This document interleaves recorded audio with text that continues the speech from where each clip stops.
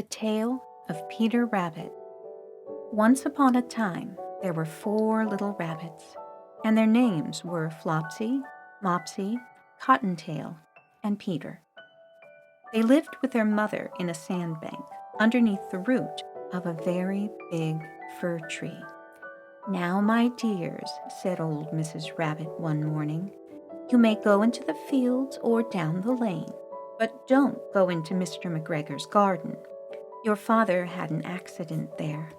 He was put in a pie by Mrs. McGregor. Now run along and don't get into any mischief. I'm going out." Then old Mrs. Rabbit took a basket and her umbrella and went through the wood to the baker's. She bought a loaf of brown bread and 5 currant buns.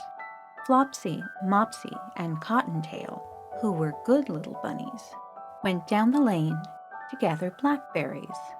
But Peter, who was very naughty, ran straight away to Mr. McGregor's garden and squeezed under the gate.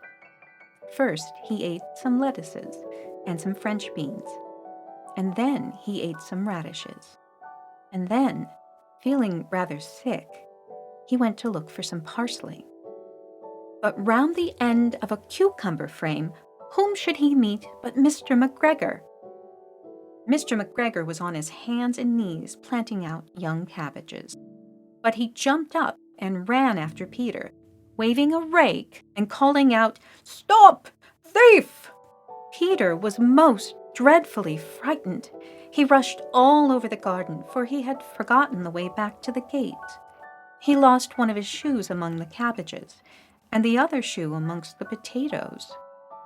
After losing them, he ran on 4 legs and went faster, so that I think he might have got away altogether if he had not, unfortunately, run into a gooseberry net and got caught by the large buttons on his jacket. It was a blue jacket with brass buttons, quite new. Peter gave himself up for lost and shed big tears. But his sobs were overheard by some friendly sparrows, who flew to him in great excitement and implored him to exert himself. Mr. McGregor came up with a sieve, which he intended to pop upon the top of Peter, but Peter wriggled out just in time, leaving his jacket behind him, and rushed into the tool shed and jumped into a can. It would have been a beautiful thing to hide in if it had not had so much water in it. Mr. McGregor was quite sure that Peter was somewhere in the tool shed, perhaps hidden underneath a flower pot. He began to turn them over carefully, looking under each. Presently, Peter sneezed. "Kerchoo!" Mr. McGregor was after him in no time, and tried to put his foot upon Peter, who jumped out of a window, upsetting 3 plants. The window was too small for Mr. McGregor, and he was tired of running after Peter. He went back to his work. Peter sat down to rest. He was out of breath and trembling with fright, and he had not the least idea which way to go. Also, he was very damp with sitting in that can. After a time, he began to wander about, going lippity, lippity, not very fast, and looking all round. He found a door in a wall, but it was locked, and there was no room underneath for a fat little rabbit to squeeze underneath. An old mouse was running in and out over the stone doorstep, carrying peas and beans to her family in the wood.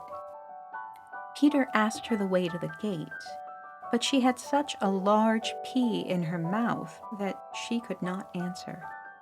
She only shook her head at him. Peter began to cry. Then he tried to find his way straight across the garden, but he became more and more puzzled. Presently he came to a pond where Mr. McGregor filled his water cans. A white cat was staring at some goldfish. She sat very, very still, but now and then the tip of her tail twitched as if it were alive. Peter thought it best to go away without speaking to her. He had heard about cats from his cousin, little Benjamin Bunny. He went back towards the tool shed, but suddenly, Quite close to him, he heard the sound of a hoe.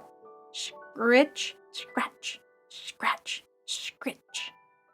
Peter scuttered underneath the bushes, but presently, as nothing happened, he came out and climbed upon a wheelbarrow and peeped over. The first thing he saw was Mr. McGregor hoeing onions. His back was turned towards Peter, and beyond him was the gate. Peter got down very quietly off the wheelbarrow and started running as fast as he could go along a straight walk behind some black currant bushes. Mr. McGregor caught sight of him at the corner, but Peter did not care. He slipped under the gate and was safe at last in the wood outside the garden. Mr. McGregor hung up the little jacket and the shoes for a scarecrow to frighten the blackbirds. Peter never stopped running or looked behind him till he got home to the big fir tree. He was so tired that he flopped down across the nice, soft sand on the floor of the rabbit hole and shut his eyes. His mother was busy cooking. She wondered what he had done with his clothes. It was the second little jacket and pair of shoes that Peter had lost in a fortnight. I am sorry to say that Peter was not very well during the evening. His mother put him to bed and made some chamomile tea, and she gave a dose of it to Peter, 1 tablespoonful to be taken at bedtime. But Flopsy, Mopsy, and Cottontail had bread and milk and blackberries for supper. The end.